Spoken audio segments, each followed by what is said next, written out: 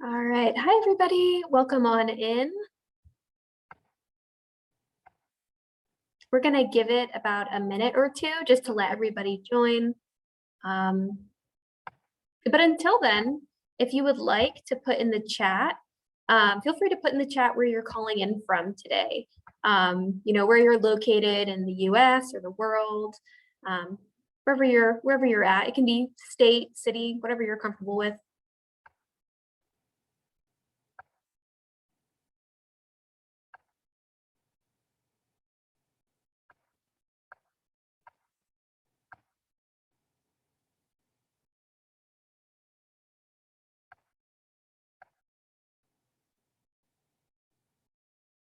Cool. I see people from all over the place. That's awesome. I'm actually calling from Georgia. I live in Atlanta, so I'm here in Atlanta, Georgia, at the NSHSS office, calling in today. So that's pretty cool. All right, well, I'll just go ahead and introduce myself. I'm Madeline. You can also call me Maddie. I am the Community Development Coordinator for NSHSS. So I host a lot of our virtual events. I work with a lot of our leadership group members to host different events like this one. We also do meet and greets. We had a virtual prom recently. So if you're coming to a virtual event that's hosted by NSHSS, specifically our member engagement team, you'll probably see me. So if you ever have any questions, feel free to reach out to me. And here today, joining us is Annika. Annika, if you want to introduce yourself. Hi guys, my name's Annika. I live in Lund, Sweden. I come from Boulder, Colorado. But I don't know, is my internet bad? You cut out just for a second, but you're fine now. Okay, if there's problems, I will move. But yeah, I study here at Lund University.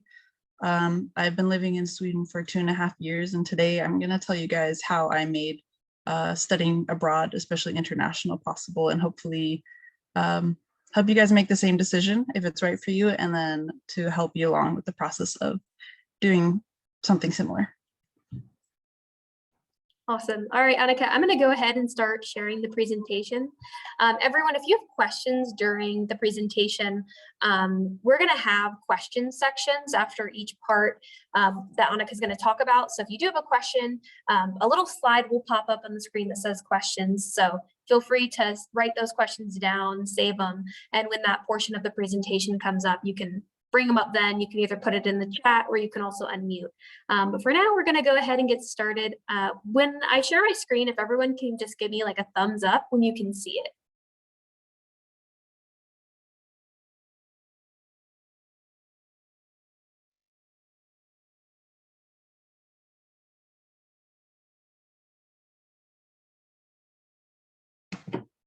Perfect. Thank you so much, Maddie.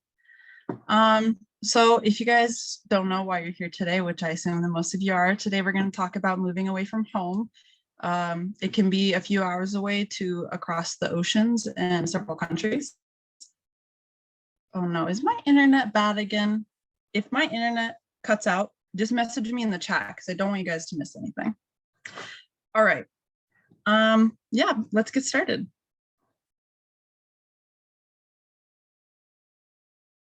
All right. So a little bit about me before we jump into it.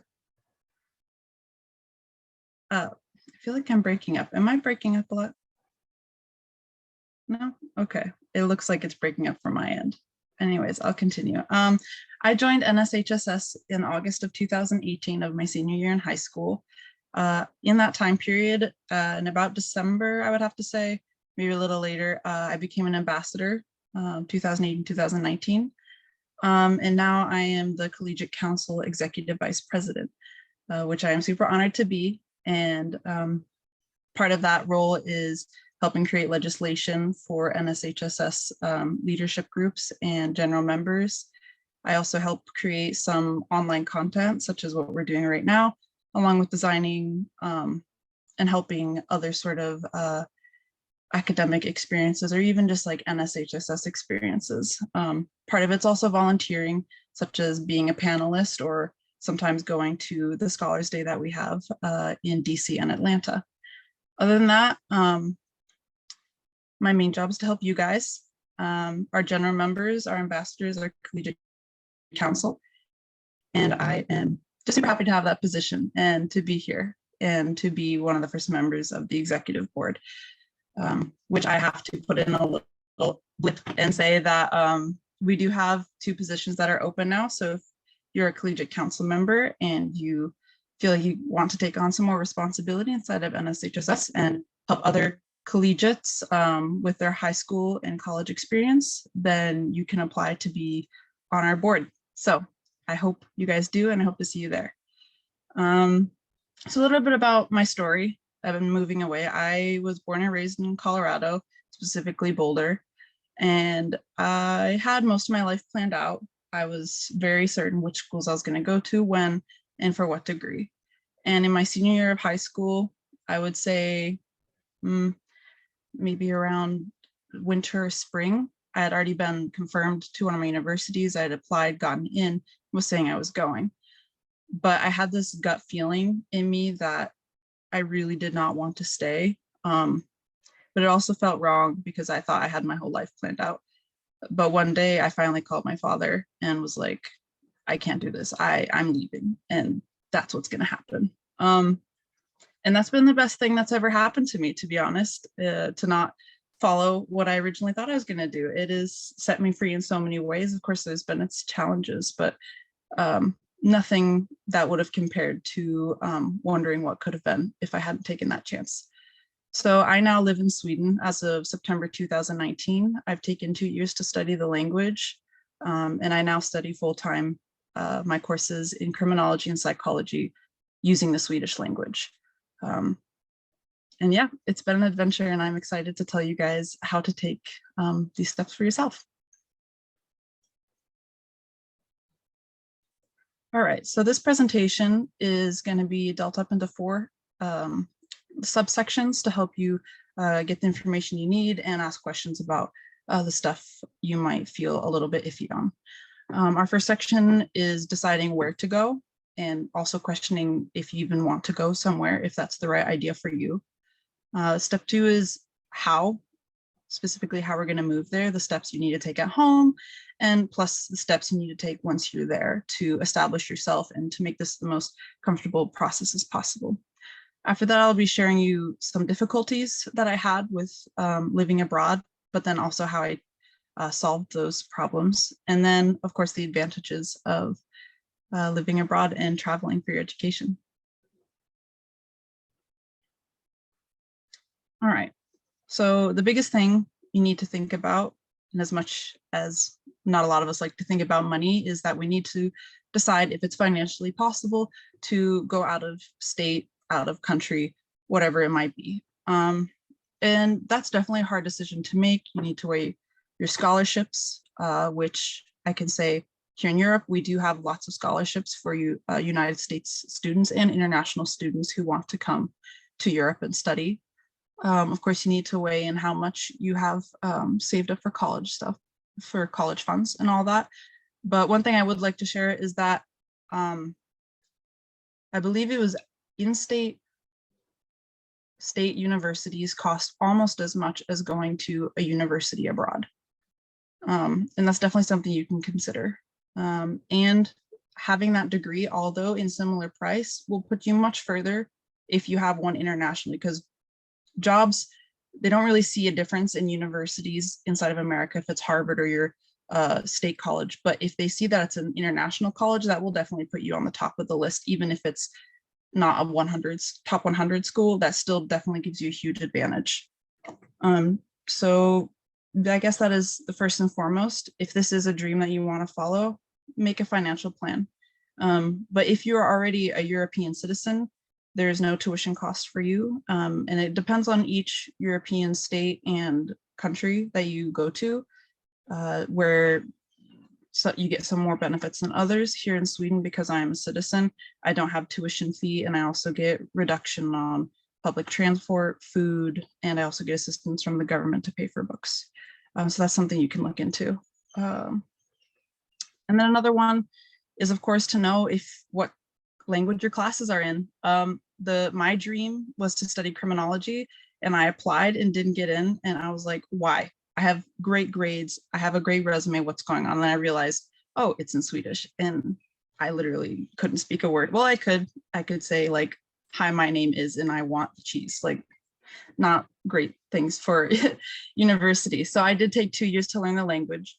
However, most universities teach at the English level because that is considered now the baseline language around the world, especially master's programs. Almost all master's programs in Europe are taught in English because it's expected for you to be fluent, and also perhaps working on international level once you're getting to that level of education. Besides that, still learning phrases in the native language where you're going will be helpful. At least in Sweden and most of Europe, it wasn't until about the 80s that they started teaching English from 2nd grade through high school. So the older generation that you might encounter will not know English so great. So it's always good to have a few words like, where is, how do I get to, help me, stuff like that. But it's not entirely necessary.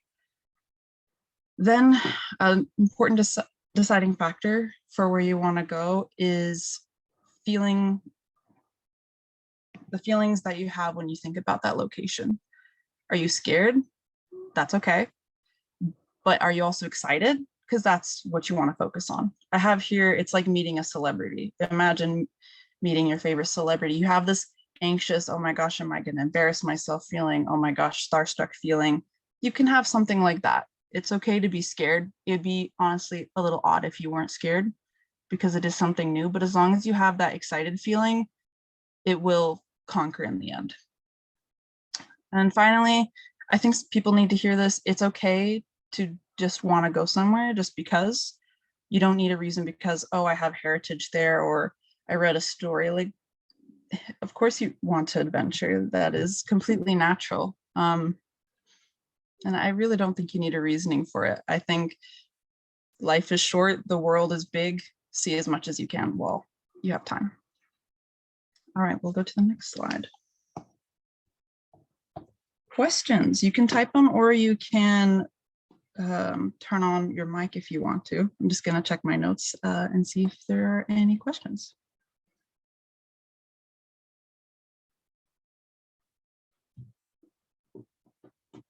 All right.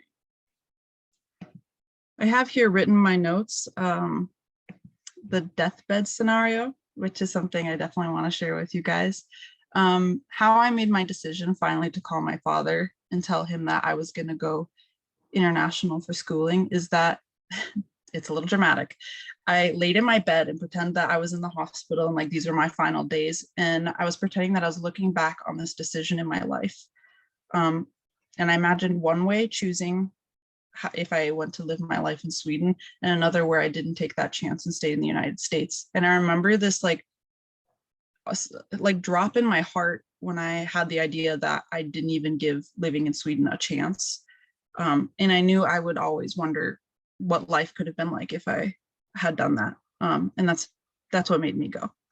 And so if you are struggling, I do suggest that. Don't make fun of yourself because it is a bit dramatic, but it does help. That's what I do when I have big decisions to make. Okay, I have a question here from Jasmine. It says, so I would like to attend University of London. If I write my words American style in my college essays, would I get points off? I can't say specifically for that university, but at least for my university, as long as you stick to a certain grammatic style and certain dialect of language, they will not take points off. Your English is just as right as their English, as long as you don't spell one word one way and this exact same word the British way while writing. Just be consistent and that'll be just fine. If they have a problem with using American English, which I can't imagine there being, I really can't imagine, but that would be considerably rude of them. I really don't think so, especially considering that they probably accept international students who learn all different dialects of English. Sophia, you have a question.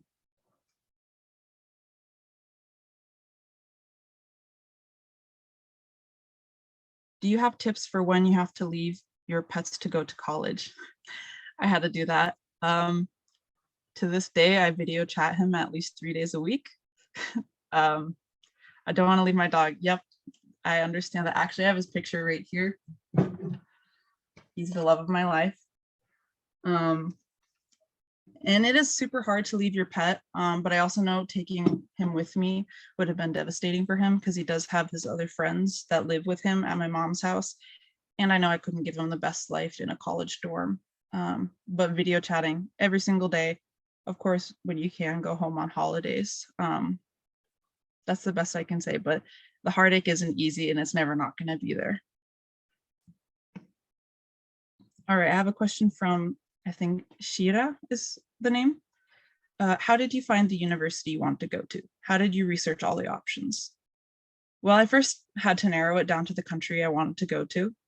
And then I looked up the larger universities they have there, specifically the ones that have my programs. Then I read each website and what they had to offer specifically in extracurriculars and the reviews students have. So I did go into like a university ranking website, and it turned out this school was a top 100. I'm also very interested in being in a competitive school that gives me a little bit more of an edge on others. And so I did decide to do the top 100 school, although harder to get into, also shows a little bit more, I guess, how do you, like strength in my academia, because at least here in Sweden, getting a diploma from Lund University is seen as accredited compared to others. That's how I decided. So 1, which country? 2, do they have your program? 3, is the student life for you? And that is like the most important part. I mean, these are very important too, but most of your time, to be honest, is not going to be spent in class. I would say maybe 10%. The other percent, you're going to be wanting to have fun and living what I call the last years of your freedom. So that's super, super, super important, because after that, you're going to be working for basically ever at this point, because there's really no what's Social Security left for us to retire. So make sure you find something you like to study, especially. And if you don't like it, that's fine, change it, because you're going to hate yourself if you work a job for money that you don't really want to do. So it's going to be 1,000 times harder to pay off your loans if you're making money in a job that you hate, because you're not going to want to do the work. That's a whole nother conversation for another time, because it's very scary switching majors, especially when you have like strict parents. If our scholarships don't cover our expenses, would it be required to learn the native language to apply for an on-campus job? Most scholarships should work. I mean, you can read the details in the scholarship itself.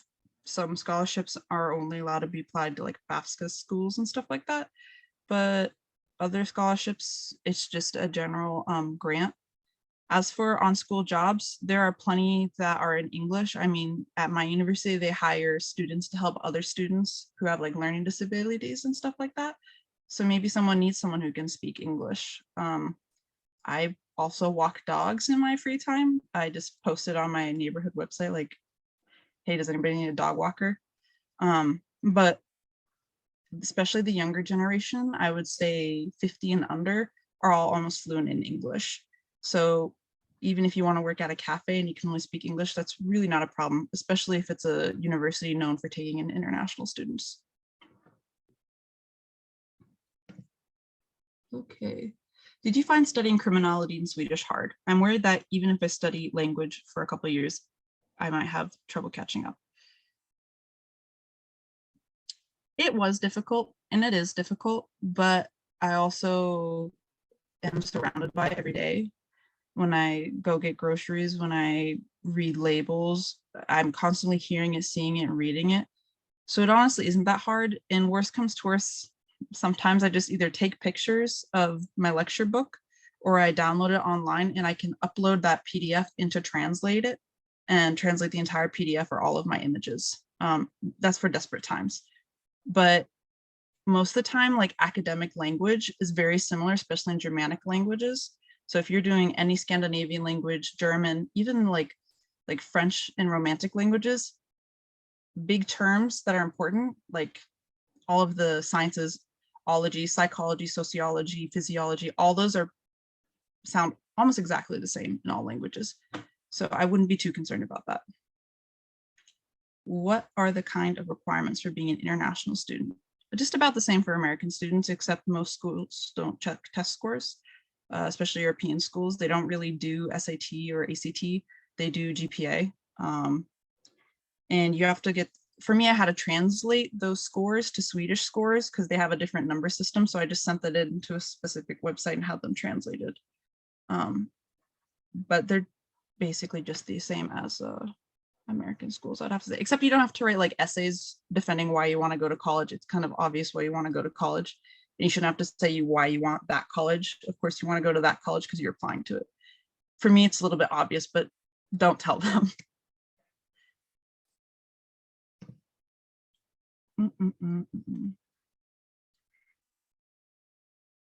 Is there any form of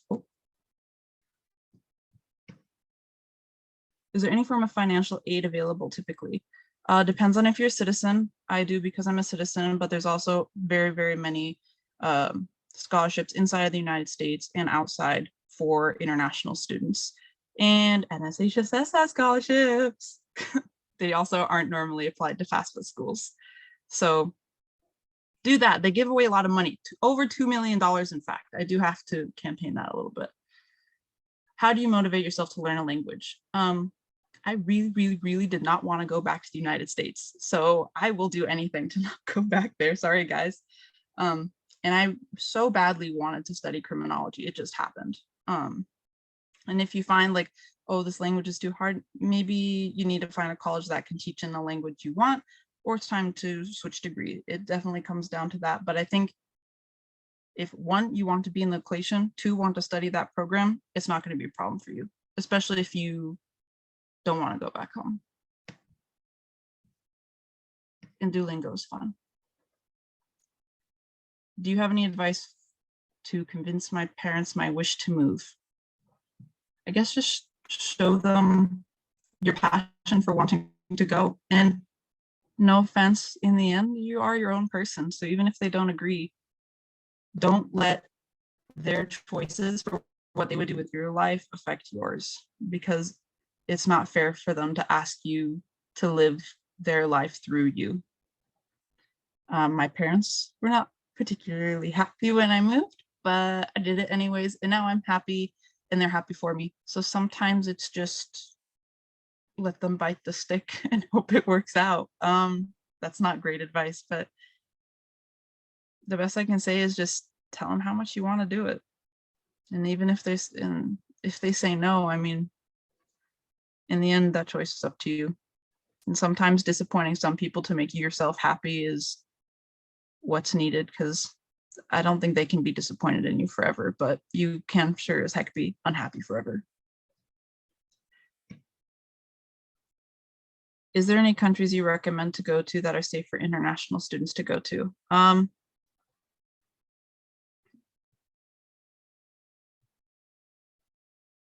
think every country has its positive and negatives. That's kind of like asking like which state is safer than the next.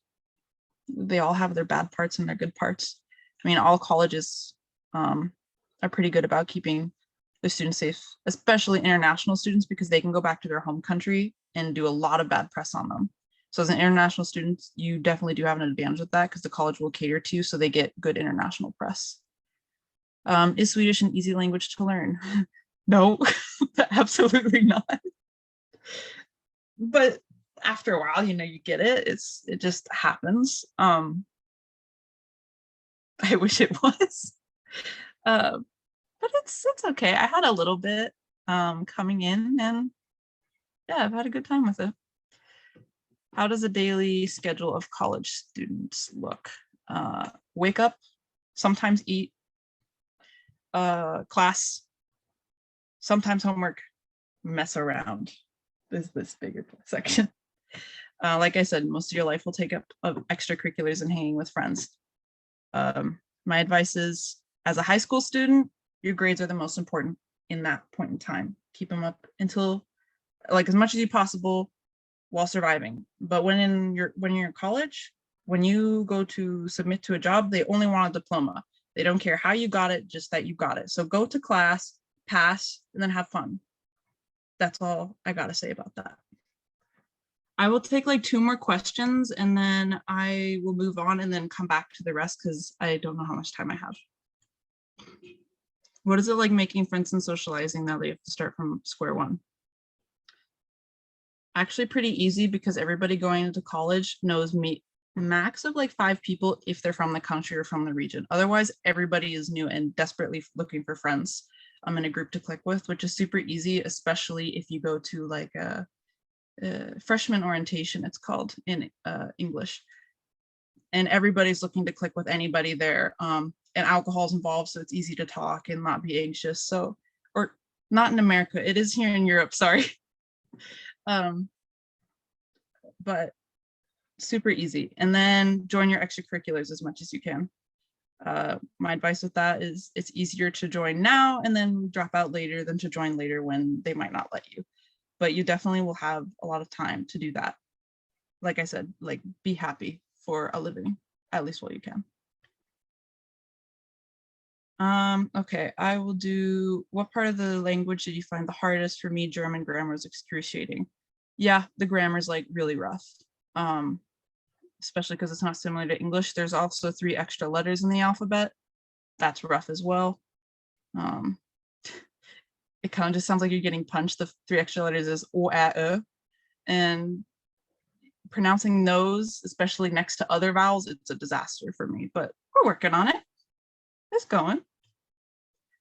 All right, I will take the rest of the questions later, if that's all right. I'm so sorry. I'm so excited that you guys are asking questions though. I can't wait to answer them all. All right, oops. How do I get rid of that? Okay, how the process of moving. So this is split into 4 sections. This is section 2. So we're first going to talk about what you need to do before anything else. Then we're going to decide and figure out how to pack our things, moving there, specifically the time frame and what you need to do before school starts, and then other things you need to consider depending on where you're moving. All right, the first steps, of course, how far away is it? And how you're going to get there is very important. You cannot drive a car from the United States to most other countries. But even then, you shouldn't really bring a car to campus, I would say, because the most parking is around $1,000 a month to keep your car there. Then you have car insurance, then you have gas money. And I know most of us are already broke with inflation right now, so just don't do it.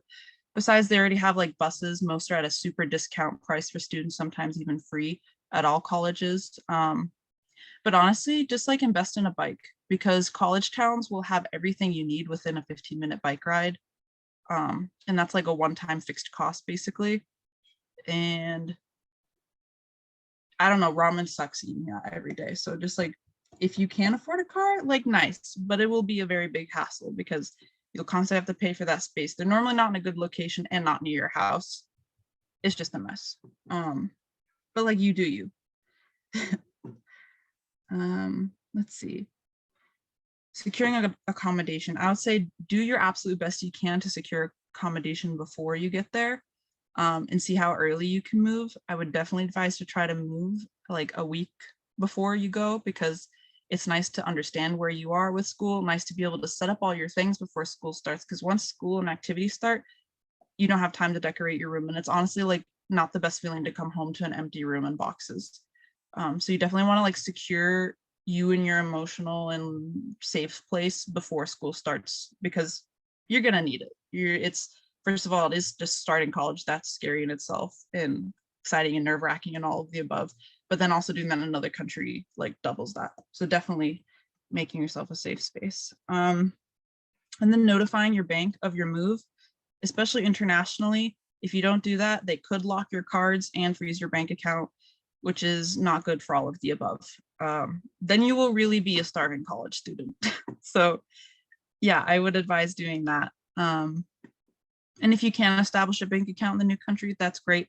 Not necessarily needed, but if you're planning to stay there long term, that's nice. So you don't have to be transferring money back and forth, worrying about exchange rates, and sometimes they charge as well to move money. So yeah. Let me see, do I have anything more? Nope, that would be it for that. Oh, sorry. Hamutal, I think it's pronounced. I was saying notify your bank if you are moving abroad to another country, because your banks will lock your credit cards and freeze your assets because they will see card activity very many thousands of miles away from where you normally do. So they'll be thinking you're hacked instead of moved. So it's just so everything takes smoothly, because sometimes it can take a while to unfreeze those cards. And other times they will completely destroy the identity of that card. So you'll have to get it mailed to your address in the United States, and your parents have to send that card to you. It's a big mess. So I just say it's a quick email or a phone call to save you a lot of hassle. Yeah, no problem. All right, packing, the exciting stuff. So the first thing to think about is what your accommodation looked like. Are you in a corridor? Are you in a shared apartment? Are you in a I'm losing my English, a shared house? That'll definitely impact what you're bringing. Especially the closet space. My closet is tiny, so I have like a third of my wardrobe. It's sad, but like I just rotate it out every season. It's kind of cool, or whatever you might call it. And then you also need to consider the next time you're going home. Are you going in Christmas? Because then you only need to pack a fall wardrobe, and then you can bring your winter and summer wardrobe with you after you come back from Christmas break. Stuff like that. Especially if you're going international, there's no way you're going to fit all 4 seasons into your suitcase. How you're getting there definitely will limit what you can bring. I suggest 2 large check bags, a carry-on, and a personal item if you're flying. If you're driving or taking the train, however much you feel comfortable carrying, I suppose. And then, like, you should basically always bring linen and towels. Most colleges don't provide bed sheets, and if they do, that's just gross. Like, those sheets have been used by so many people in a dorm. I think y'all know what goes on in dorms. Just yuck. Just bring your own stuff. And when I say towels, I mean shower towels and hand towels and dish towels, because if you're living in a shared space with a shared kitchen, it's disgusting to use something that's been shared with other people, especially if you have like different hygiene standards for how clean your stuff is. That also includes like bed sheets and pillowcases. Sometimes they have pillows for you, sometimes they don't. You have to look at how furnished your accommodation comes. Clothes, as for that, like I said, bring what you need. You can bring a little more, but it's super, super important to have a safe space. Like, you can wash clothes, but you can't really add special things like Moose. I sacrificed a little bit of space for him, and he was 100% worth it. And then besides that, you need your important documents. You need your ID, doesn't matter where you go, passport, driver's license, sometimes birth certificate. I normally bring a copy, not the real thing, because if that's destroyed, that's destroyed. And then if your name or ID has changed, like if you've changed gender identity, or if you changed any of your names, you need to bring that, because sometimes their records are old, and if you don't prove your change, the system will get messed up and you might not be allowed into locations or your class or all of that. Your academic stuff is important, especially if you're going on a visa, a study visa. If you don't bring that and show it at customs, you will be sent home. That is disaster. Don't do that. Your acceptance letter is a good thing to have a copy of online or hand copy. And then I like to have a copy of my transcript. I have that in paper and online, just because sometimes at registration they want to see it again, and I don't know, they don't keep good records.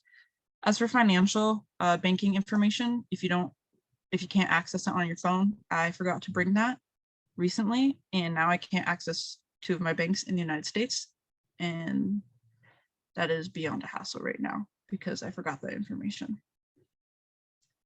Let's see, what else? looks like that's all I have to say, except about remembering that where you're going is civilized. You're not moving into the middle of the Sahara Desert or the ice cap. Like, you're moving to a city. They have stores.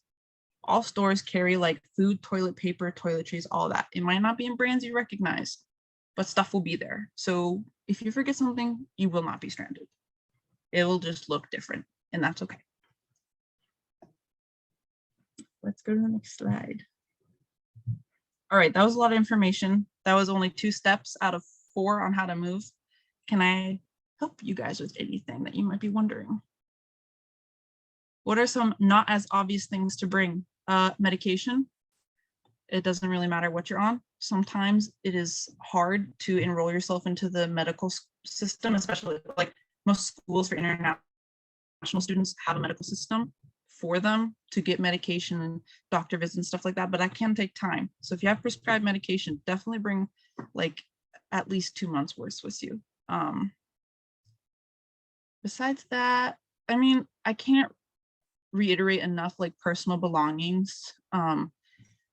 Like you can see back here, I have photos from like all the high school dances and like I don't know, other pictures with my friends and my graduation hat, just stuff like that. Like, you really need to bring stuff that's going to make you feel good in your space, because I don't know, like, you need some part of home to be with you, and that's not going to be with your clothes. Like, you can look great on the outside and not feel good on the inside. So definitely bringing stuff that means something to you. How to adjust to time change. I cold turkey it, to be honest. I go there and hope for the best, and normally it fixes itself in about a week. Depends on where you're going. Not saying you should do this. My trick though is to pull an all-nighter the night before the flight. So I'm absolutely like decked out on the flight and dead. And then my flight arrives in the evening. So I can just go to the location, put my stuff down and sleep for like 14 hours. And then that normally does like pretty okay things. Should I just ship my books to me? Depends on how many books. You can probably pack them. If they look nice on a shelf, maybe not, because shipping anywhere internationally is very, very, very, very, very, very expensive. Like a box this big, it's my air mattress pump, will cost like $60-$70 to ship internationally.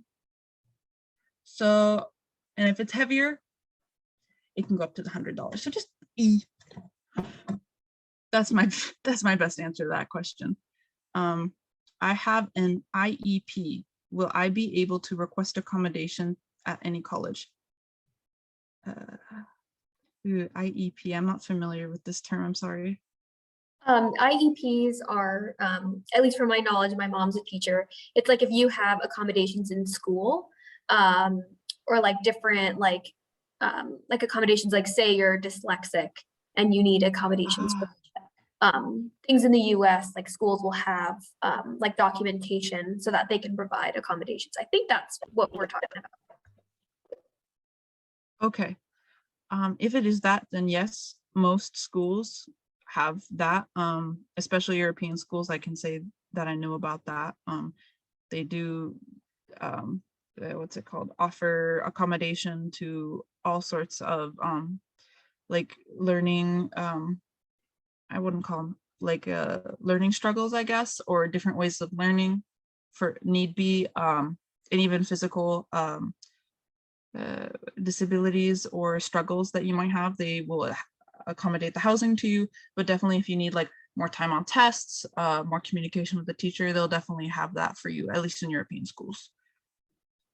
And if they don't, that's not a good school to go to.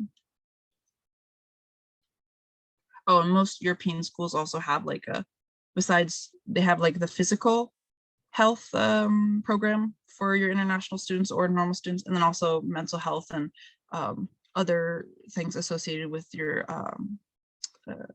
like mental needs if you need more time with tests. So you can go to them, get therapy or whatever you might need, maybe even somebody to be fighting on your team to tell a teacher like this needs to happen because they learn different and you need to accommodate. So that will definitely be a research, at least in Europe, that you would have. I don't know about other countries or continents. Do colleges provide beds? I've been told that I will need to bring my bed to college. Some do, some don't. Some colleges aren't even attached to the housing that is on campus. Mine is, it's a completely different company. They have some furnished rooms, some don't. So it's really just like read what it says, and if you can't understand, call them. You definitely don't want to not have a bed. How do you cope with being homesick? I will get to that question later. Actually, that's on my last slide. How do you handle the change of currency? I mean, in Sweden, it's pretty easy. It's $1 to every 10 crowns. So I just divide by 10 if I need to know, but I've kind of gotten used to it. Like, I know what's a reasonable price and what's not. And it'll take like a month or two to know what a good price is on something and not. All right. How were you able to make enough money to go to your university? I don't know. I don't know if I do have enough money. I mean, I've taken a loan. I do get financial assistance from the government because I'm a citizen, and I do have some college savings. But right now I'm just gonna go however long my loan can take me. Yeah, and I mean, interest rate here is 0.0018, I think. So it's an incredibly good loan. I'm not sure how loans are anymore in the United States. Oh, Maddie says it's fantastic. Loans here are about between 6 and 7% currently in the US. At least for graduate schools. I believe for undergrads, it's somewhere between 4 and 6% for federal government loans. For private loans, it can be anywhere from that 4% up to 20%. So it's pretty high. 5%. That's a crime. Not a crime. It's not a crime. It seems unreasonable, but whatever works for you. Is a Swedish government assistance better than in the United States? Am I allowed to comment on that? Probably. Yeah. Yeah. I get a little over $1,000 a month from the government. And 300 of that is grant money. 700 of that is loan. I'm allowed this financial assistance for 5 years, or no, 6 years. It's been changed too. And after that, I will have to fund everything on my own. But for now, that's how it is. And I am beyond thankful for it because I can actually cover almost everything with it and still have a little like spending money for if I want to eat out one night or something. But it is much more expensive to live here, not to mislead you guys. I mean, prices on groceries are 2 to 4 times higher than in the United States. But my rent is cheaper. There's pluses and minuses of living anywhere. All right, let's go to the next page. All right, moving there. We're gonna talk about when. Like I said, try to move around a week, 5 to 4 days before, like minimally, maximally, go as much as you want. Maybe you want to take a mini vacation by yourself. Like, it's honestly the first like 2 weeks of being out of home, at least if you don't have super great relations with your parents or you're like ready for independence, is like ecstasy. It's amazing. So however much time you need, but yeah, I wouldn't say less than 4 days because you're gonna need to acclimate to where you're going, like where you are, where the grocery store is, where your classes and stuff like that, and setting up your space. And yeah, most important when you're there, learn where your classes are at, like physically go to where your classes are before starting day comes, because it's super, super embarrassing to walk in like 15 minutes late as the new kid, because then for the rest of the year and maybe ever and ever and ever, you're known as that kid.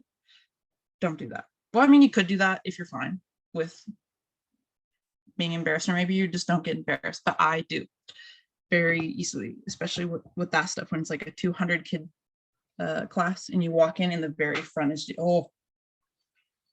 PTSD. And then explore, like, of course you need to know where the grocery store is, other necessities like, I don't know, maybe the pub if you're of age.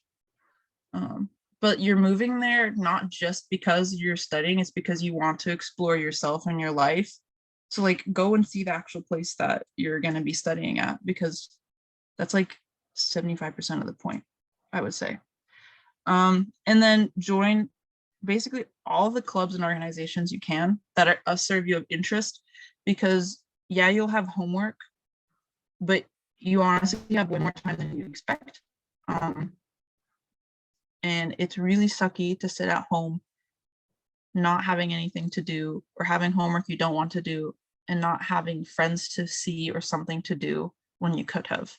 And that's how you'll make friends. Like, join what you can. Definitely participate in freshman orientation if you're up for it, because that's where you're going to make your college friends, and normally that's where your college friends stick. It's very hard to make friends like in class and stuff, because everybody's focused and then just wants to leave. So definitely use that to your advantage. I'm gonna check my notes again.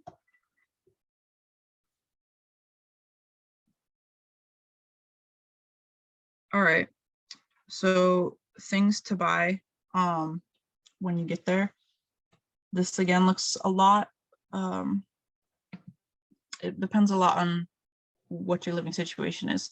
If you're in any type of shared space where you just have like a bedroom and maybe a bathroom, you're gonna need your hygiene products. That's gonna be like anything you use in the shower, laundry detergent. Yeah, that's like shampoo, conditioner, hand soap, body soap, a razor if you use one, stuff like that. Like I said, laundry detergent and softener. Some locations have laundry detergent like already in the machine, sort of. That's what mine is, so we don't use any. You're gonna need food containers, plastic bags, and your own pot and pan. Because honestly, using like community pots and pans and like bowls and stuff is actually kind of gross, because you don't really know how well the other person cleaned, especially in corridors, which are around 12 people. And then with your own dorm with a private like toilet or your own private apartment, however that might look, you're going to need everything listed before, plus like toilet paper, paper towel, snacks, meal starters, like I said before, hand soap, and then dish soap and dish brush if you don't have a dishwasher, which not very many dorms have, because that's considered like a very luxury item, and it's more maintenance for the university to have to keep up with if they have all these dishwashers that might break. So like I said, this is what you're going to want to buy on like day 1, day 2 of your stay there, because you're starting from scratch. So when you go into your kitchen, all drawers empty, all fridge empty. So try to replicate what you think you see at home, or at least what you use at home. And we can go to the next slide. All right, and then other things to consider. But like I've said before, investing in a bike is going to be your best investment for college. Definitely like a lock, because out of college crime rate, I would say like 95% is stolen bikes. And it just really sucks to like lose your $500. Well, I spent $500 on my bike, but just to lose your bike, because then there's not always a good way to get to class and you have to go buy a new one, stuff like that. So definitely invest in a lock or 2. I have 2, just because I really don't want my bike stolen. And I mean, people know to target college areas to steal bikes. So if you have a flimsy lock, they will bring bolt cutters. I mean, they always do. So the harder you make your bike to steal, the less likely it'll be to be stolen. I also bought a hot pink bike, which is not my favorite, but it is the least stolen bike color. So that's why I did that. Because I mean, my college town is notorious for bike thefts. I mean, there's tens of thousands of bikes stolen every year here. An SD card, depending on how long you're in another country, you're going to want an SD card for texting your friends and stuff. But with the more popular apps such as like WhatsApp and Messenger, you might not even need it. So if you can convince your parents and teach your parents how to use like WhatsApp or Messenger, that might be replacement for an SD card. The only thing you'd need that for is maybe data, if you're a person that can't exist without Wi-Fi and need it to like get around, that would be good. But I taught my 82-year-old grandpa how to use Facebook Messenger and video chat. And so if I can, you can. And then bank account. like I said, depends on how long you're staying there. I'm staying here for hopefully ever. So I definitely established a bank account here. Especially if you're getting like grants and stuff from that country, they might not want to send that money overseas because they can't make sure it's wired safely because there's an interception there by a third party when you move money. And I think that will be good for that slide. Yeah. More questions.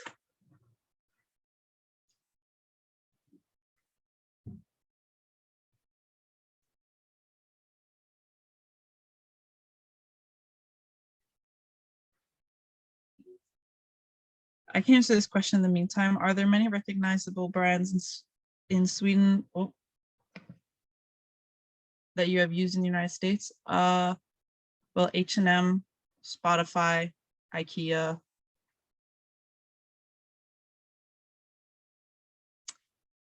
Avicii, he's a singer. I mean, it's not like he makes stuff anymore, but he's a very well-known artist. Well, I'm sure there's plenty of stuff. I don't know them off the top of my head. I mean, Volvo is a Swedish car brand. I see that all the time. ABBA is good. That's a band. Very famous, even way more famous here. I mean, everybody can do all of their songs here. So if you go to Sweden specifically, know your ABBA inside and out. I'll have to think more about that because that's a fun question. How much is cell service per month in other countries such as Sweden?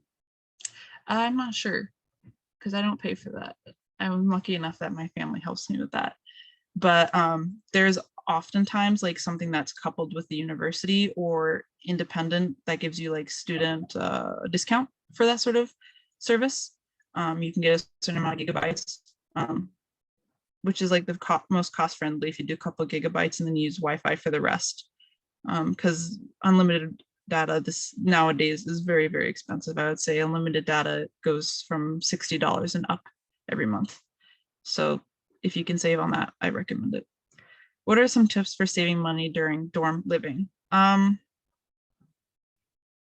mean, living in a dorm already saves you a lot of money because you're not having a whole house. I don't think you get an electrical bill or a water bill with a dorm either. It's kind of like included.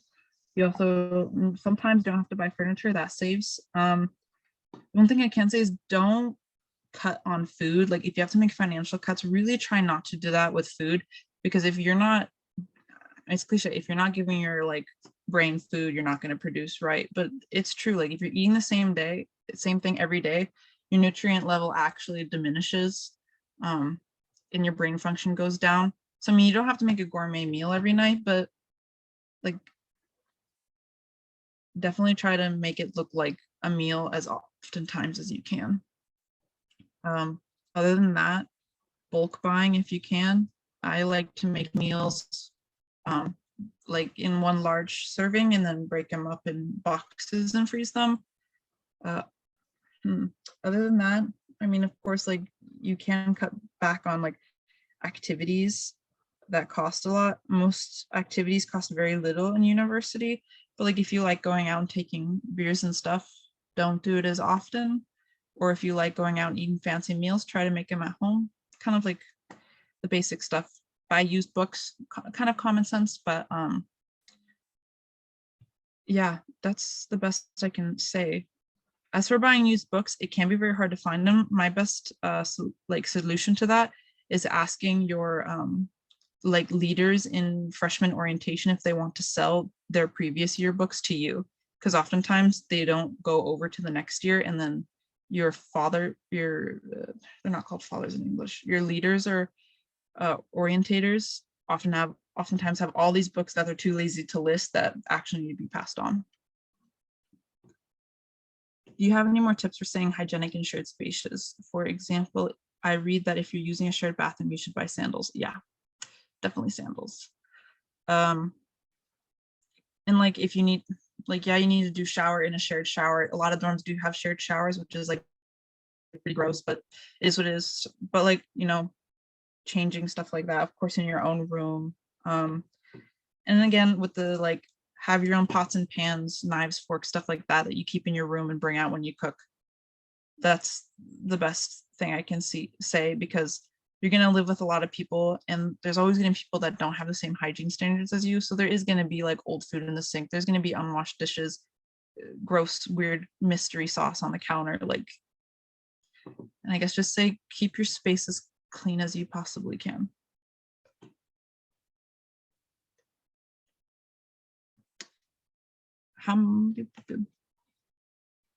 What are some tips for saving money during dorm living?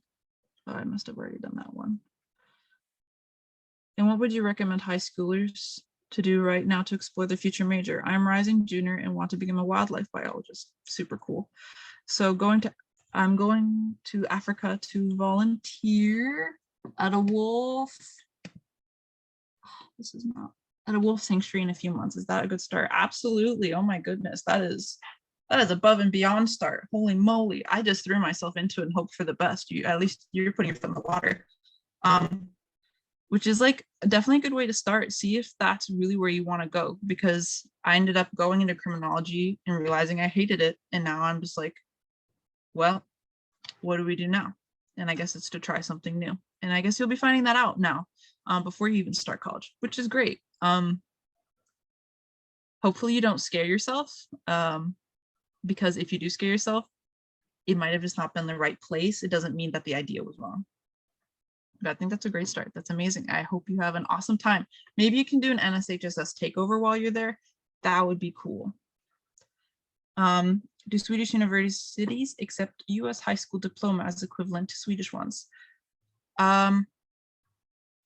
It's not like you can turn it in and they'll accept it. You have to go through a third website and send it to them, and then they'll send you back like an equivalent scoring diploma of Swedish grades, because like I said, their grading system's a little bit different.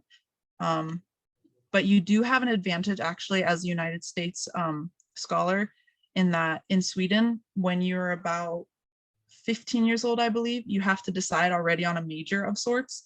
So you have to decide if you're going social studies, science, economics, or like arts. And you don't have to do that in the United States. So you're actually qualified to the max most of the time on all of those subjects. Whereas in Swedish schools, you're normally like maxed out on social studies and have like lower levels in math and science or whatever category you decide to take. So definitely, if you're interested in that, turn that in. You can also email the college to see if that's something you could submit, or if you need to get those grades translated. Did you get any NSHSS scholarships, and can NSHSS scholarships be used internationally? I haven't gotten a scholarship for my schooling yet. I got one to go on one of the excursions, specifically to Stockholm, which was actually before I moved to Sweden. It was definitely a locking factor for me to move to Sweden though, because I got it. I got in and then decided to move to Sweden and then went to it. And I was like, yep, I'm staying here. That's it. But I think Maddie can probably answer this. I think it's yes, because our organization is international, so it wouldn't make sense to limit them to the United States or one country. Yeah, our scholarships can be used internationally. Obviously, if you're applying to a scholarship that's for a specific university, and it's located in the US, then no. But most of our scholarships, they aren't limited like that. It's as long as you're going to university, as long as you're going to study, you're more than welcome to apply. And if you win, you can use it toward whatever university you attend.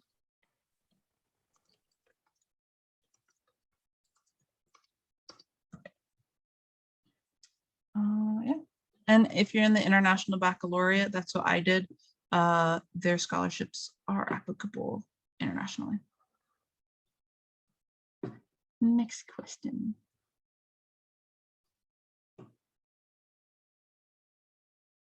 No more questions? Okay, next slide then. All right, here I have one more in the chat. Did you have to pass the test or do preparatory course for Swedish universities? No, I just had to pass a language test so I could be certified in the language so I could study. I mean, they basically did that for my own protection. So I didn't go in and then drop out of a program because I didn't know the language. It's basically just so you know, and they know that you're ready to study in that language. But as for like academically, no, because that's what high school's for. But I don't know about other universities. As for courses, like for my language, I did go to an online school, and then I went to a physical school for that.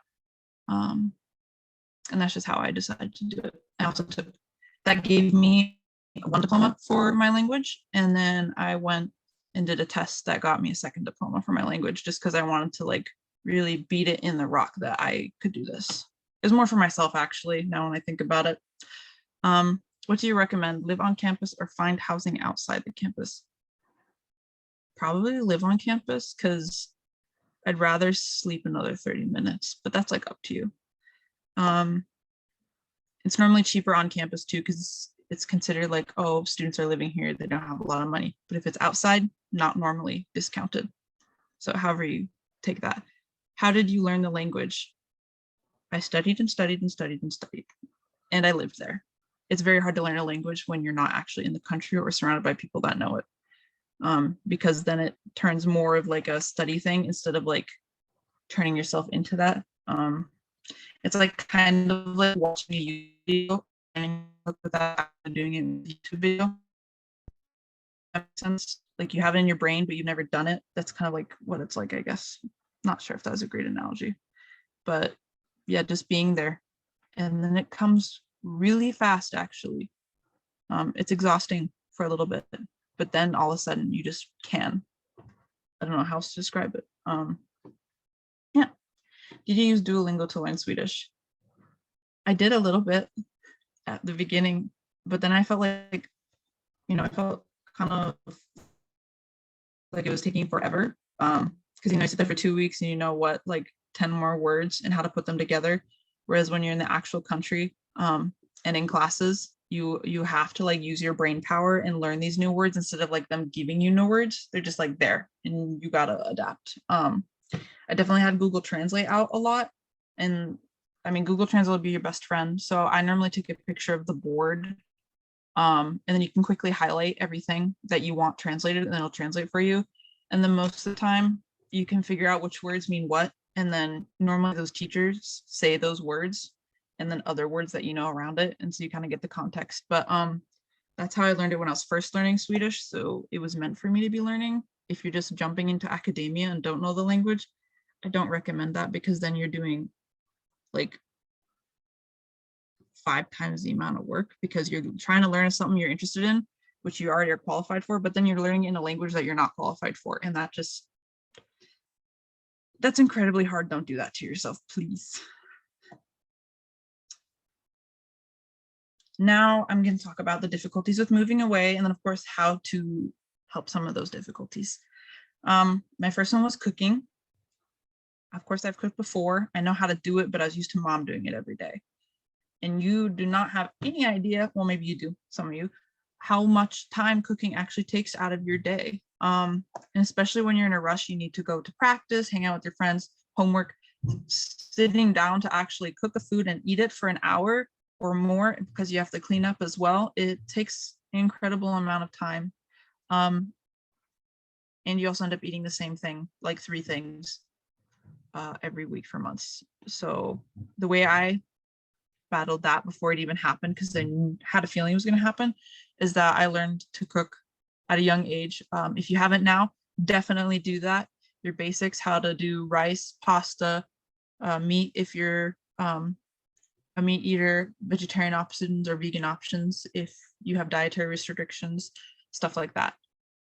That's like your most important tool besides your high school diploma that you need in your box when you move out.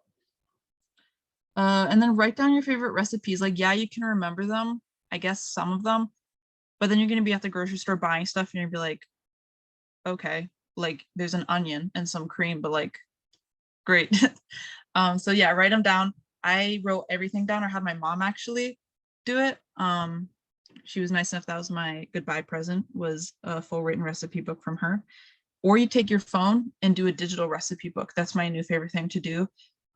Is that I take pictures of every recipe that I like from my mom, my grandma, anybody, and then I have a folder of all those recipes. like super great item to have. I cannot stress that enough. And you don't have to pack it. Extra room for extra things. And then finally, making large portion frozen meals, because your day will be crammed most of the time with fun stuff or not, or you're going to be too tired to cook. There'll always be an excuse not to cook. So when you do have one designated time or 2 times a week to do it, make as much as you can. Of course, try to make a variety of things so you don't end up eating the same thing, because that will make you bored, unhappy, and that's just like not an environment to live in when you're going to college. So I normally make like 2 or 3 dishes at around 4 to 6 portion sizes each, and just throw them in the freezer so that I can heat them up quickly. Sometimes I have a little extra step like adding olive oil and seasoning when I heat them up, but it's nice to have a hot meal when you come home and not like a freezer meal from the store or a granola bar, because when you're eating, you're not feeling good about what you're eating, that's actually really going to impact the rest of your life. Making friends. I know that'll be a big concern for everybody moving somewhere, especially to college and out of state, out of country. My best advice is that it's time to not be an introvert anymore. And that was a hard apple for me to bite for the first week. And then I was like, okay, well, everybody else has friends and I don't. So I got my stuff together and did it. And I guess kind of reiterating, it's okay to be uncomfortable, and you really need to fight your flight instinct to like, oh, I'm uncomfortable, I need to get out of here. Like, of course it's going to be uncomfortable. You're in a new state, country, and situation. But this situation is what's going to lead you to where you want to be, which is to have friends, to have a good time, to explore a new country, all of the above. So if you can get over the uncomfortable stage of like doing something stupid for freshman orientation or something like that, those all add up to much bigger points. I mean, I was an introvert myself, still am, and I was terrified of doing something embarrassing, but I decided to get out of my shell, and I went and jumped in the fountain in front of the cathedral at my town to get our team 200 points. That was like the scariest thing, most embarrassing thing I've ever did, and everybody was laughing, but then I was laughing, and that got me like points with everybody else, and they're like, oh, she's like, you know, she's cool. And I was like, yeah. So be goofy, silly, goofy mood. I think that's what they say. Do it, because if they judge you, there's like a lot of other people who either don't judge you, think you're cool, or haven't even seen you yet, and you get a new first time with them. So like, I say like, be yourself, but don't be yourself. Like, I don't know, if you wanted to be the main character, it's your time to do it now. Yep, I've said this a lot of times. It's one of the most important things besides your space and food is joining freshman clubs, groups, whatever you can.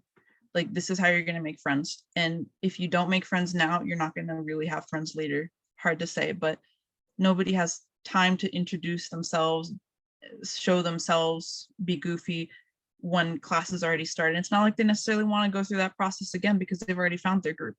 So honestly, just join as much as you can. If you have to sacrifice a little bit of time for your homework in the beginning, honestly, it's more worth it, because if you're alone and feeling sad, that's not going to make you do your homework, and then, you know, downhill spiral. So make sure you do everything you can to establish making a friend group. And it's okay if it's only 1 or 2. That's all you need. But being alone in college in a new country is bound for disaster unless that's what you like. I mean, yeah, joining clubs with your interests, that's always important. Or do something you never thought you were going to be interested in. That's cool too. It's basically your time to make up for your lost high school years. I didn't do like all the clubs and sports I wanted to. Definitely regret that. Doing that now, definitely worth it. And then, yeah, I've said it before, I'll say it again. It's easier to leave after joining instead of joining late, because sometimes they have like a cap fill, or they don't allow later enrollment, stuff like that. Just don't get yourself in that situation where you're like, oh, I'm alone. Now I don't want to be left out anymore. You might end up being left out because you didn't take that opportunity earlier. Homesickness. That's definitely the hardest one. It's not something that you're going to make go away. There is no pill or potion in the world to make homesickness go away, but there are some strategies to cope for it. I video chatted my family. I still do several times a week, especially my dog. I basically call only for my dog actually, but I talk to them too sometimes.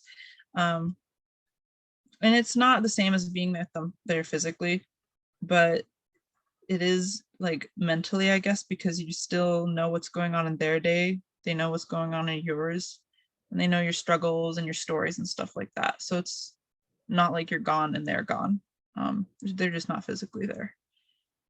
Confiding in your friends, definitely. You can talk to your new friends. They'll have probably the same feelings, and it's definitely a way to bond with them. Talk to your old friends. They probably miss you too, and are also probably going in a similar situation, even if they're not in the same place. Joining like a social media group that's like in the same situation. I joined, it's called Girls Gone International. And they have like a hub in every single city, like large city across all of Europe, and I think everywhere. And it's just for people who have moved to that city or around that city that are new, don't have connections, need help finding this, don't understand that, and they're a resource for each other. So you don't feel like you have to reach out to somebody you don't know or feel like you don't even have a resource to answer that question. So that's definitely a huge resource. Making food from home, nostalgic things, or whatever that might be. I don't know if people are religious, you can do a religious ceremony that might be with your family, even if it's by yourself. And then of course you can take some time to reflect on the things that you wouldn't have gotten to do if you didn't take the chance. It can be anything big or small you didn't get to try. If you hadn't gone to France, you didn't get to try like a real baguette, or I don't know, meet a hot guy named Ronaldo, I don't know, stuff like that. And of course, it's not going to make the pain go away, but it's also going to be like, this is stuff I never would have gotten to do if I was in the United States or wherever I'm at home. I would have, had the same bread from the grocery store, would have met my same old friends from elementary school. And yeah, that's comforting, but you also left it because it was boring, and you need to try to remember that. Allowing yourself to do something that makes you happy. That's something I struggled with because I'm a work the like thoughts away type of person. Like I will put myself into my homework or whatever it is until I'm too tired to think or be awake, so I don't have to feel those feelings. I don't do that. You'll burn out instantly. So if you like painting or whatever it is, and it does cut into homework time, you're not going to get that much homework done when you're feeling miserable anyway. So at least get yourself to where you're at the good point, so you are more than 50% productive, or preferably more than that. Because like college, yeah, you're supposed to get your degree, but it's also supposed to be like one of the most fun times of your life. So if you're miserable, you're doing college wrong. That's a punct statement.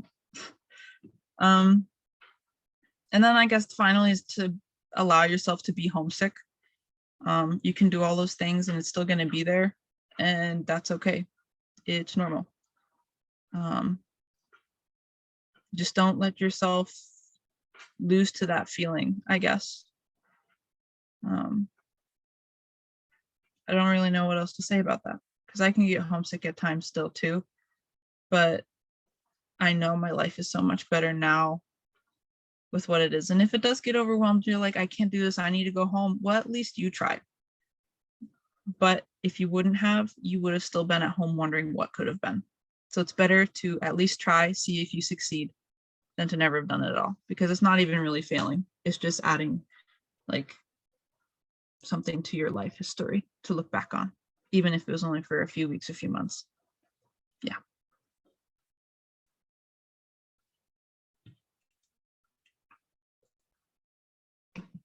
We're already to the question section again.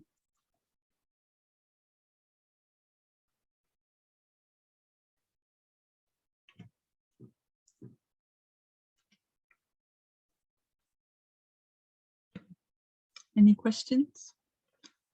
If not, I can continue.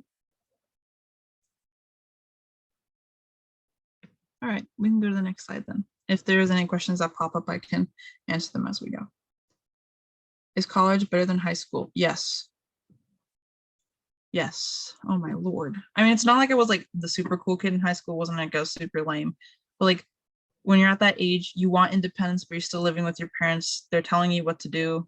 Not everything, but some things. You're around the same group of people that you've been for a while now. And you know, everything just kind of gets old. College is finally getting to be your own person without your parents. It's the first time you actually get to be you without being defined by other people's choices or opinions. So yeah, it is. And if high school's super sucky, college will still be a lot better. And if it's still great now, it'll be even better in college. College overall is just better. Yeah. At least in my opinion, I think it is for most people, and I really hope it is for you as well. And the recording of this meeting will be posted on the NSHSS website under the past webinars tab. Okay. Was it hard integrating into the Swedish workforce? I haven't started working yet, but most workforces look the same. There's like some sort of website somewhere or multiple that have like job application. You apply, sometimes interview, get in, start working. What is different here is that we don't need to like have part of our paycheck taken out for insurance or like opt into insurance and stuff. That we have universal healthcare, so like we do get taxed on our income, but we don't have like the option of no, I don't want insurance or something like that, because it's required that we make a salary that first is livable on, second can go into the welfare pot, second go, and third go into the Social Security pot. So you are guaranteed healthcare, Social Security, and a livable wage, no matter what. That is a right you have here, and that is undeniable. So you could say minimum wage here might be, I don't really know what it is. I think maybe it's around $17. Technically, they might be making like 25, but a lot of that's going with taxes. So their wage, I think, is stated at 17, but they're actually, quote unquote, making 25. And that goes a long way, because it is, if you don't have insurance in the United States, that is no bueno. And even if you do, it is still no bueno, just like a little less.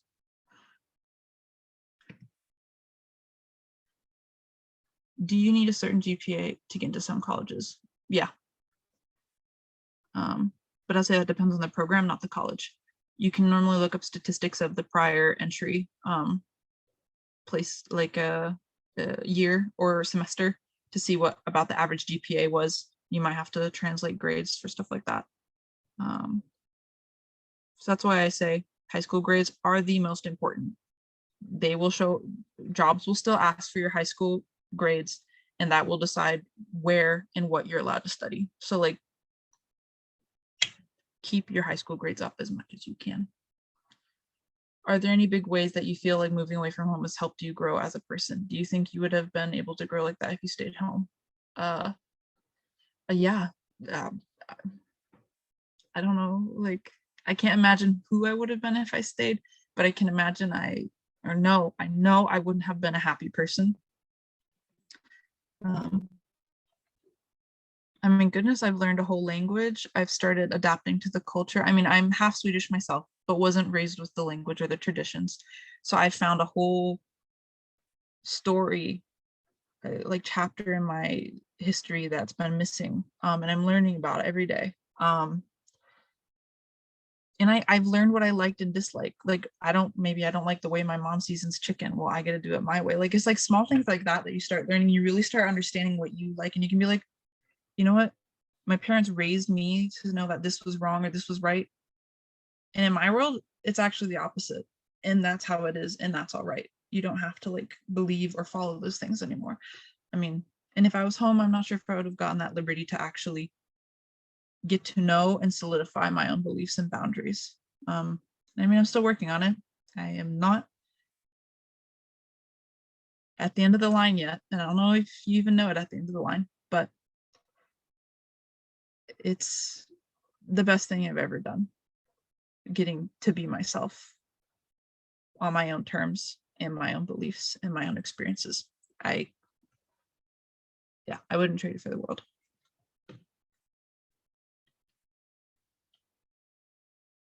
Aside from language, what is the most difficult part of living in a new country? Being okay with being uncomfortable, like first coming, not knowing where the dairy section in the store is, not understanding what the street signs say, not understanding when like the guy yells at me for crossing the crosswalk or something like that. It's going to be uncomfortable for a while, and to like not feel like I need to give up, being like, well, duh, of course it's going to be rough, like nobody else is doing this. Like, how do I explain this? You could either stay in somewhere, a place where you know everything and be bored, or I don't know, have a story that looks a lot like everybody else's, or try something new. And yeah, it'll be uncomfortable, but don't give up. I don't know how to say that anymore. Be okay with the uncomfortable, because one day it will be comfortable and you'll really have regret letting it ruin your dreams just because of a little bit of a tough time. And of course, it's not like a little bit, it is a lot of it. But do not let that ruin the experience that you could be having. When did you start having the idea of going abroad and learning? From a young age. I always knew that I had Swedish heritage, knew that I had Swedish family, but I was always too scared to leave, because I knew the struggles I'd face with the language and the culture, and not knowing, like I said, where the dairy section is, don't know how to file my taxes, don't know how to look for a job.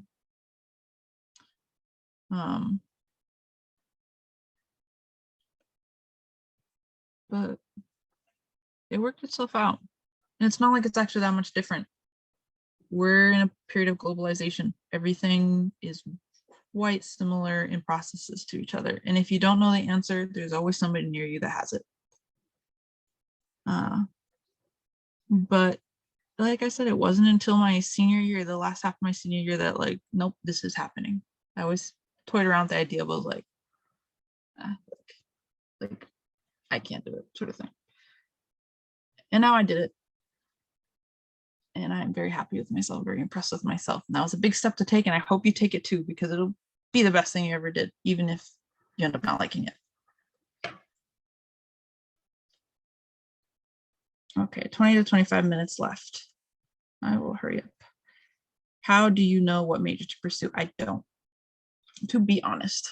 I went for the one I thought was the right one, and it didn't turn out to be the thing that I wanted to do. So I'm trying psychology this year. If I don't like it, I will try accounting, and I will keep going until I find something I like. But if you have an idea, try it, because if you don't, you never will know if you actually don't like it. And that is like worse than ending up hating it. All right. We will go on to the pros really quick. So my first one is independence. I think I mentioned that a little bit already, getting to decide my beliefs the way I like living life. But some other things, I got to decide my bedtime. I definitely had a mom that told me every night at 9:30 that I should put down my homework and go to bed.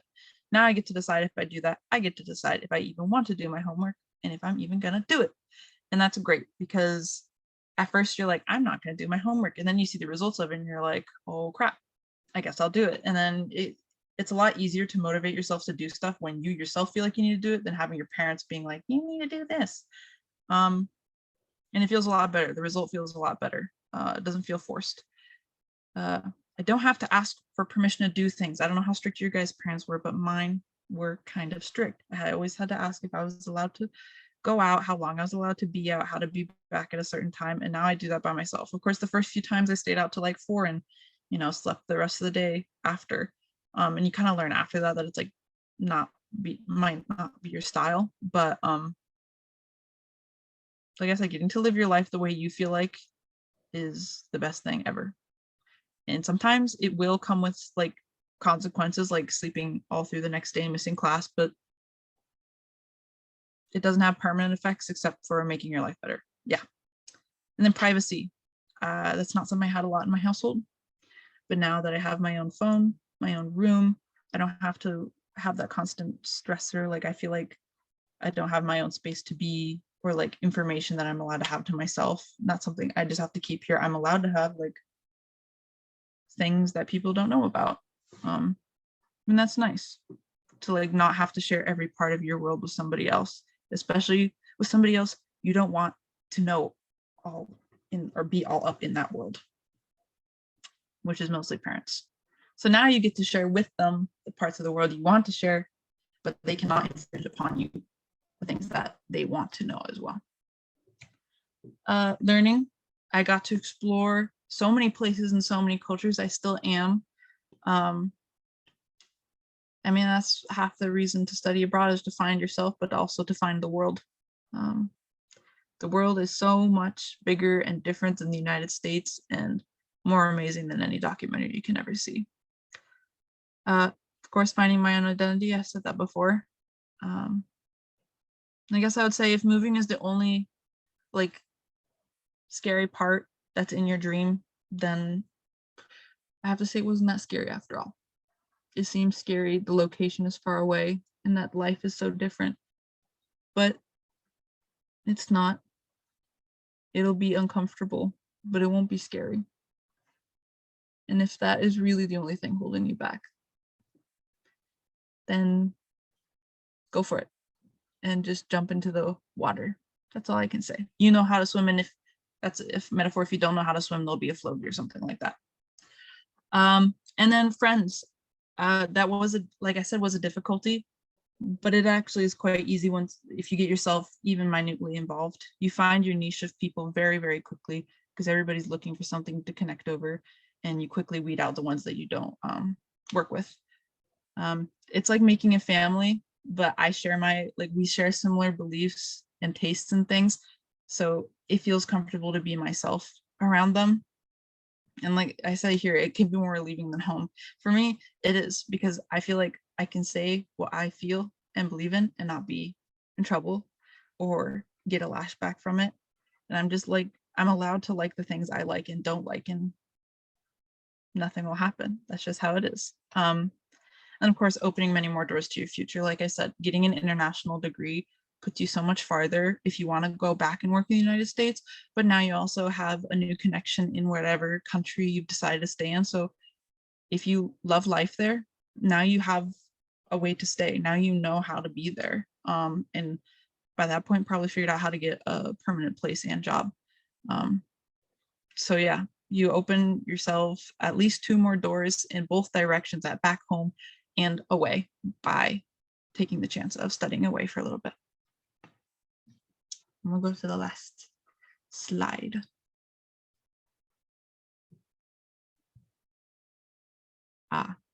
My motto: stop getting in the way of your own dreams, because your parents can give you as many reasons why they don't want you to go. Same with your friends, but in the end, it's you who is saying no.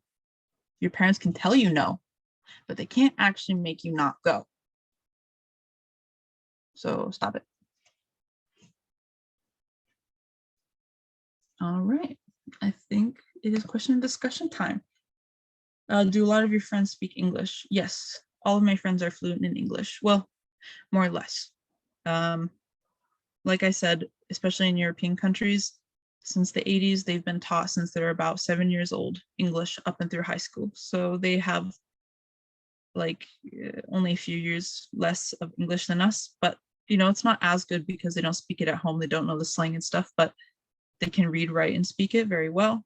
But I prefer to speak Swedish just because it's more helpful to me, but sometimes we do speak English, and it'll be that way all over Europe.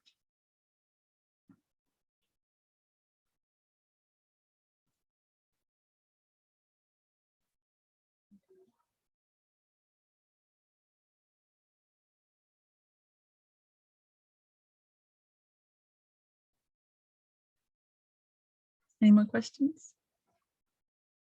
No? hope that wasn't too overwhelming for you guys. I know the decision in itself is overwhelming, nonetheless, the process after, if you choose to go. But it's an hour by hour thing, day by day. And if you allow yourself to go through a little bit of the chaos in the beginning, I say it's worth it in the end. So I really hope if you had any doubts about going, that you do go. And even if there's question marks, those will get answered later. Not everything can be answered now, and that's part of the reason you should go. I have a few answers here. The questions. Do you get a loan in the US or in Sweden? I get a Swedish loan because I'm a citizen. I'm very fortunate for that. How long does the admissions process take? Just about as long as the United States, but you do have to research when they do that, because colleges do it at very different times, especially depending on country, because Australia goes and all of Oceania goes on very different semester times than North America does. Is it easy to maintain relationships with friends and others from back home? If they're good friends, yeah. I mean, I'm sure most of you don't see your friends every day, but you still message them like TikToks and stuff. It's basically the exact same thing, except not being there physically with them. So that virtual communication with them will be almost exactly the same. And sometimes that's basically what friendships are nowadays. And if you video chat a lot, you can still do that.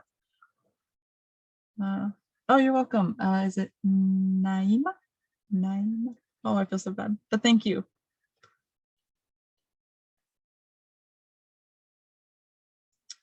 We have from Sarah Lynn, and you're welcome. I'm very happy to encourage you.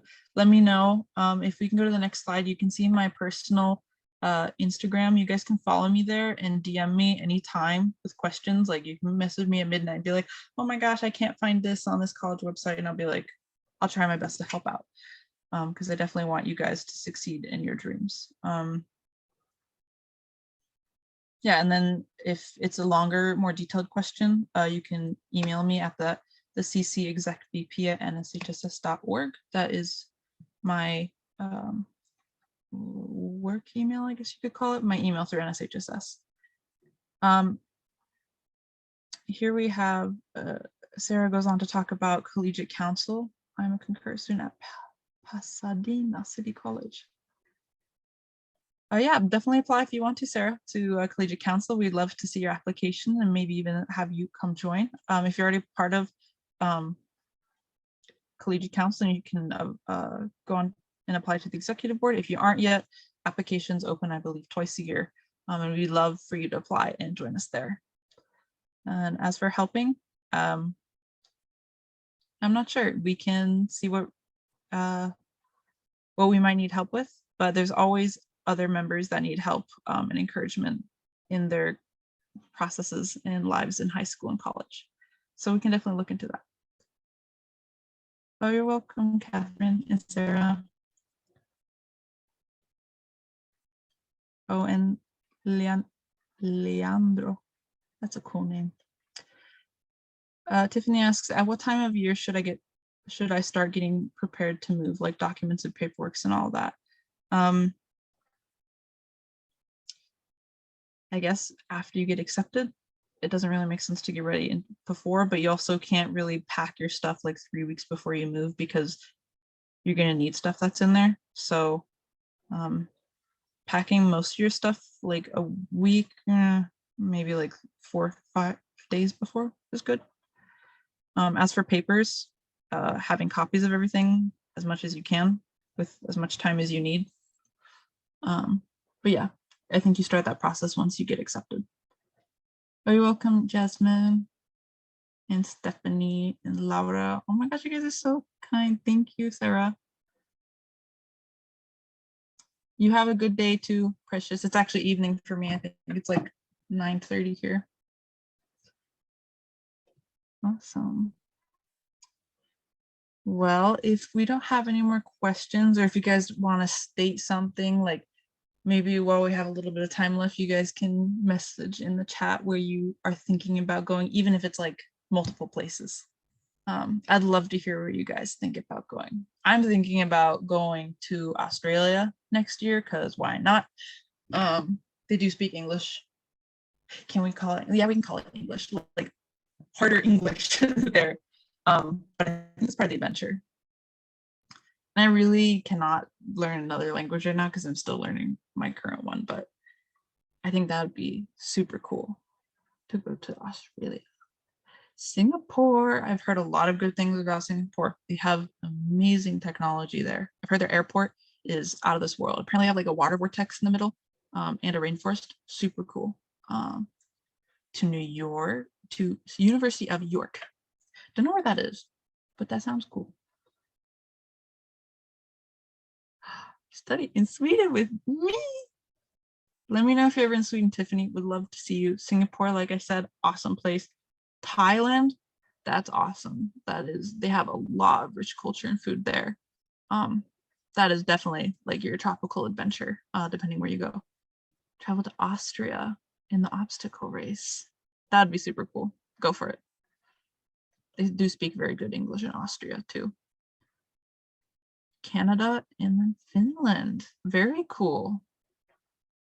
I'm getting like colder vibes from that. If you like snow, those are good places to go. Very kind people in both of them. Finland's quite close. They are a very fun people to be around. They are all smiles and laughs and jokes. But they're also hard workers. Finnish people are awesome.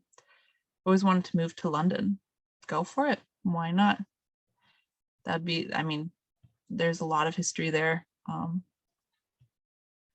Beautiful place. Yeah, go for it. These are all amazing. I like that it's like spread around Asia and North America and Europe. That's really cool. Do everything you can, because once you get trapped with work, you might not get to experience culture and countries the way you could now.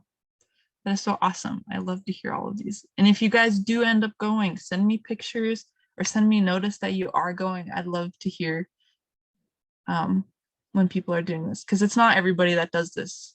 It is not everybody that has the guts to do this or even the idea to do it. So you would definitely be a special book, as I would say, if you continue to go with this. Do it, guys. Do it. Please. Yeah. If there's any more questions, you can message them now. Otherwise, message me on Instagram. You can follow me if you decide to message me later. Save my email. And if you're looking for more NSHSS resources, they can be clicked on through all of these icons. If you're looking for scholarships, additional stuff like that, and member events, you can go to nshss.org to find more information about that. And thank you so much for coming today. Thanks, everybody. Thanks, everybody. To be thoughtful of, Annika's time. It is very late for her. We're going to end things now. So if you have any questions or any thoughts, feel free to reach out to Annika. You can also reach out to me. I'm going to put my email in the chat if you have any questions about NSHSS, or if you just forget an email and you need to find out who to connect with. You can also just reach out to me to figure out who I should put you in touch with. So thank you for coming. The recording of this video is going to be posted on our website under our past webinars section. So if in the future you want to refer back to something that was said in this video or you can't remember, feel free to find it there. It'll also be on our YouTube page. But for now, thank you for coming. I'm going to go ahead and end the Zoom. And if anybody has any questions, reach out either by email or reach out to Annika's Instagram. So goodbye, everybody.